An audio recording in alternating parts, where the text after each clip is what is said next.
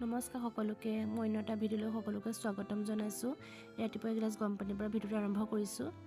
তাৰপৰা এগিলাচ গাখীৰ চাহ খাই ল'লোঁ। তাৰপৰা চুলি লগাবলৈ মই দৈ গাখীৰ জবা ফুলৰ পৰা জেতুকা